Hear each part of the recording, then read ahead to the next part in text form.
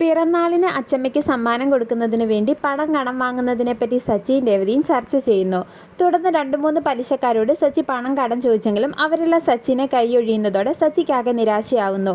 പിന്നീട് രവീന്ദ്രൻ്റെ അടുത്തേക്ക് എത്തുന്ന സുധി ഇന്നു മുതൽ ഞാനും ശ്രുതിയും മുറിയിൽ കിടന്നോട്ടെ എന്ന് ചോദിക്കുമ്പോൾ മുറിയുടെ കാര്യത്തിൽ ഇനി ഞാൻ ഇടപെടില്ലെന്നും നീ സച്ചിയോട് സംസാരിക്കാനും മുറിയുടെ പേരിൽ ഇനി ഈ വീട്ടിലൊരു പ്രശ്നവും ഉണ്ടാവരുതെന്നും രവീന്ദ്രൻ പറയുന്നു. പിന്നീട് തിരികെ വീട്ടിലെത്തുന്ന സച്ചി പണം കിട്ടിയില്ലെന്ന് രേവതിനെ അറിയിക്കുന്നു. തുടർന്ന് സച്ചിയുടെ സങ്കടം കാണുന്ന രേവതി സച്ചിനെ ആശ്വസിപ്പിക്കുകയും അമ്മയുടെ കയ്യിലുള്ള എൻ്റെ സ്വർണം വാങ്ങി അത് പണയം വെച്ച് അച്ചമ്മയ്ക്ക് ചെയിൻ വാങ്ങാമെന്ന് പറയുന്നു. തുടർന്ന് അത് വേണ്ട എന്ന് സച്ചി പറഞ്ഞെങ്കിലും രേവതിയുടെ നിർബന്ധം മൂലം ചന്ദ്രമതിയുടെ കയ്യിൽ നിന്ന് സ്വർണം വാങ്ങാനായി സച്ചി തീരുമാനിക്കുന്നു. ശേഷം രവീന്ദ്രൻ്റെ അടുത്തേക്ക് എത്തുന്ന സച്ചിയും രേവതിയും അമ്മയുടെ കയ്യിലുള്ള രേവതിയുടെ സ്വർണം തിരികെ മേടിച്ചു തരണമെന്നും അച്ഛൻ തന്നെ അത് ചോദിക്കണമെന്നും പറയുന്നു. ഇതെല്ലാം മറഞ്ഞു നിന്ന് കേൾക്കുന്ന സുധിക്ക് ആകെ ടെൻഷനാവുന്നു. പിന്നീട് സുധി രേവതിയുടെ സ്വർണം പണയം വെച്ച വിവരം ചന്ദ്രമതി ഭാമയോട് പറയുന്നു. ഇതേ സമയം ഭാമയുടെ വീട്ടിലെത്തുന്ന സുധി രേവതിയുടെ സ്വർണം സച്ചി തിരികെ ചോദിച്ച വിവരം ചന്ദ്രമതിനെ അറിയിക്കുന്നു.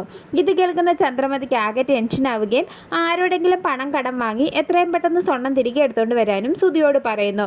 തുടർന്ന് രേവതിയുടെ സ്വർണം വിറ്റ വിവരം സുധി ചന്ദ്രമതിയോട് പറയുമ്പോൾ ചന്ദ്രമതി ഞെട്ടിപ്പോവുകയും സുധിയെ തല്ലുകയും ചെയ്യുന്നത് കാണിച്ച് എപ്പിസോഡ് അവസാനിക്കുന്നു.